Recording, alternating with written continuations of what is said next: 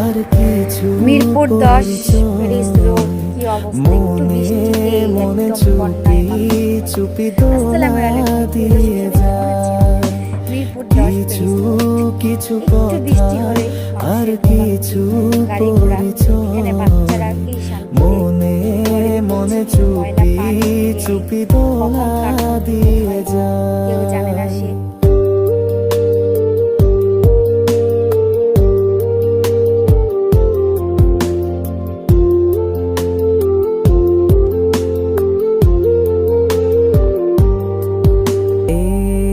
এভাবে যদি কেটে যায় চিরদিন, রঙে রঙে যদি হয় মনটা রঙিন, এইভাবে যদি কেটে যায় চিরদিন।